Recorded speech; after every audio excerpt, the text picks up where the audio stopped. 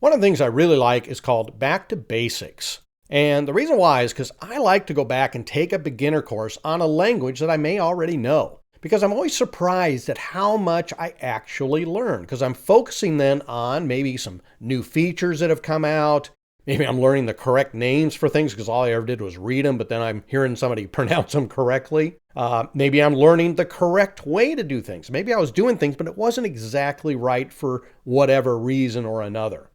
Maybe I'm learning the reason for why things are done a specific way. So definitely take some time and get back to the basics. Do you know why you should subscribe to YouTube channels? You'll get notifications when new videos appear. You'll get recommendations for related channels. It helps the channel grow, which allows me to create more videos for you. It helps attract others to my channel. Your like helps others find videos that are good. So please take the time to like and subscribe to my channel, Paul D. Sheriff. So if we think about like an HTML, maybe you really don't understand the difference between tags, elements, and attributes. Maybe, you know that P is an opening tag and that /P is the closing tag, but the element is actually all of that together and hello world is the actual content. And then the attribute is the thing that you put within the less than and greater than sign that has a name equals value.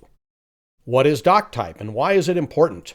What two elements can go between HTML and closing HTML? Where do you put styles? In the head. Where to put JavaScript? At the bottom before the closing body tag. But all these things you might learn by going back to a basics class.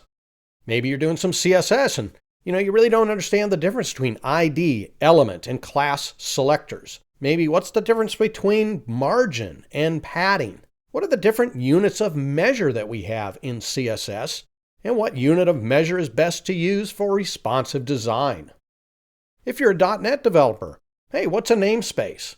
How does .NET support so many different languages? How can I use LINQ efficiently? And what are the new language features like null coalescing operator and a string interpolation, things like that? New stuff coming out all the time. And again, this is all about getting back to basics because you'll learn new features that have come out that you may not be aware of and will help you in your job. I love SQL, and I think it's best to learn to do more with set-based operations, learning how to optimize your databases, maybe learn the difference between operators, clauses, expressions, things like that. Definitely, again, get back to basics. I'd also highly recommend you specialize. You don't want to be a jack of all trades and a master of none. Specialize in a few areas, but still be familiar with as many as you can, such as analysis and design, databases, middle tier, front end, DevOps, QA, things like this. So specialize in a few areas so that you're known for that, but still have an understanding of these other areas.